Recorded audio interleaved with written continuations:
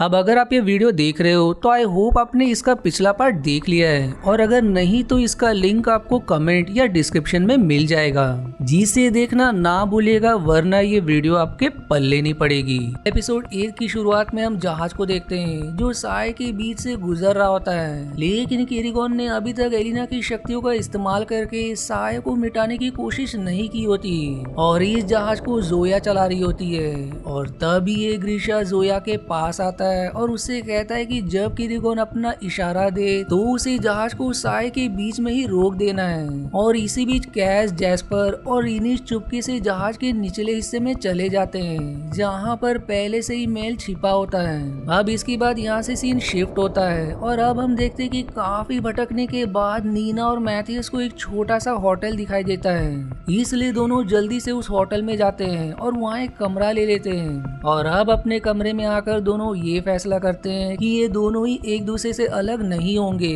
इसलिए ये दोनों रावका और फेडरा देश से दूर जाकर किसी और देश में एक साथ रहने का फैसला करते हैं। अब क्योंकि ये दोनों काफी दिनों से भूखे होते हैं, इसलिए नीना नीचे जाकर कुछ खाने की चीज ढूंढने का फैसला करती है। और नीचे जाने पर नीना कुछ लोगों की बातें सुनती है, जिससे उसे पता चलता है कि ये लोग उन दलालों को पकड़कर अदालत में पेश करने का काम करते हैं, जो भोली भाली लड़कियों को जबरदस्ती ले जाकर वेश्याघर में बेच देते हैं और दलाल को पेश करने के बदले इन्हें इनाम भी मिलता है। अब ये सुनने के बाद नीना मैथ्यूज को नीचे बुलाती है और इसके बाद दोनों वहीं टेबल पर बैठकर खाना खाने लगते हैं, लेकिन फिर अचानक से मैथ्यूज वहीं बेहोश हो जाता है। और तभी वहाँ पर फेडियोर आता है और वो नीना को बताता है कि उसने ही अपने जादू से मैथ्यूज को बेहोश किया है, जिससे अब नीना को समझ जाता है कि ये लोग मैथ्यूज को रावका ले जाकर मार देंगे। और फेडियोर के साथ और भी ग्रीशा होते हैं और नीना अकेले इन सब का मुकाबला नहीं कर सकती, इसलिए मजबूरी में वो वहाँ बैठे लोगों से कहती है कि मैथ्यूस एक दलाल है जो उसे यहाँ पर जबरदस्ती लेकर आया है और वो सब उसे अदालत में ले जाए।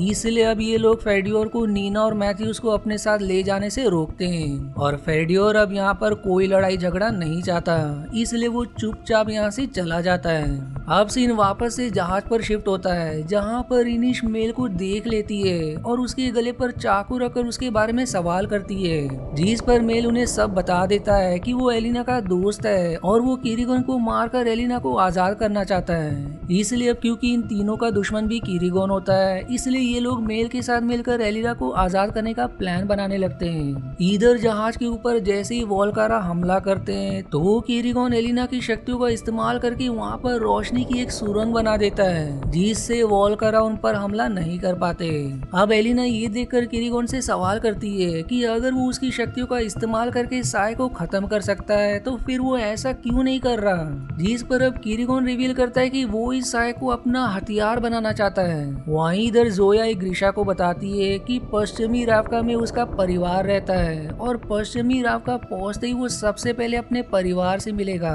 इधर पश्चिमी रावका की सेना पर जनरल जलाटेन साय से आने वाले जहाज पर हमला करने के लिए अपनी सेना के साथ तैयार खड़ा होता है, पर वहीं साय के बाहर आते ही किरीगोन जहाज को रोकने का आदेश देता है। और जहाज के रुकने के बाद किरीगोन अपने शक्तियों से साय को और भी बड़ा बना देता है, जिससे जनरल जलाटन और उसकी पूरी आर्मी और पश्चिमी रावका के लोग इस साय में फंसकर वोल्करा बन जाते हैं, जो देखकर मेल, कैस, इनिश और जैस्पर किरीगोन को रोकने के लिए उससे लड़ने लगते हैं। और इस लड़ाई में जोया भी उनका साथ देती है, क्योंकि किरीगोन की वजह से उसके परिवार वाले भी वोल्करा में बदल गए थे। और इसी बीच एलिना एक खंजर से किरीगोन के हाथ पर वार करके उसके हाथ से जुड़ी हुई 12 सिंगा की हड्डी को अलग कर देती है, जिससे अब वो उसकी कैद से आजाद हो जाती है। जिसके बाद मेल और किरीगोन के बीच लड़ाई शुरू हो जाती है, लेकिन किरीगोन का हाथ जख्मी होने की वजह से वो अपनी शक्तियों का इस्तेमाल नहीं कर पाता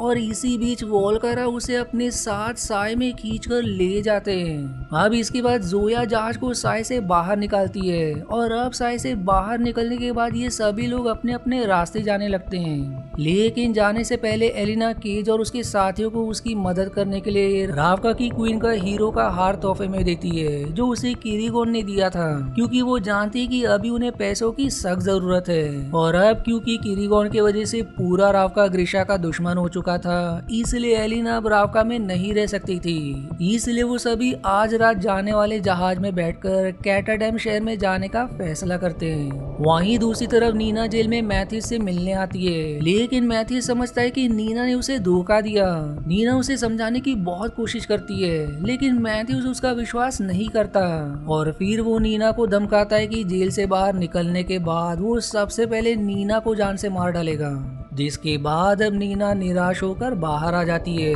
और अब हम देखते हैं कि ये वही जहाज है जिस पर केज और बाकी सभी कैटाडैम शहर जा रहे हैं। अब केज यहाँ पर इनिश और जैस्पर से कहता है कि कैटाडैम में ड्रीसेन और पैका उन्हें मारने का इंतजार कर रहे होंगे और उनका मुकाबला करने के लिए उनको एक हार्ट रेंडर की जरूरत है। जो सारी बातें नीना सुन लेती है। अब इसके बाद अगले सीन में हम फिर से उस साय को देखते हैं और तभी उसमें से किरीगोन बाहर आता है और किसी को अपने पीछे आने का इशारा करता है और फिर उस साय में से कई सारे राक्षस जीव बनने लगते हैं और वो सभी किरीगोन के पीछे चलने लगते हैं। और फिर इसी रहस्यमय हॉरर सीन के साथ ये पहला सीरीज यहीं पर समाप्त हो जाता है।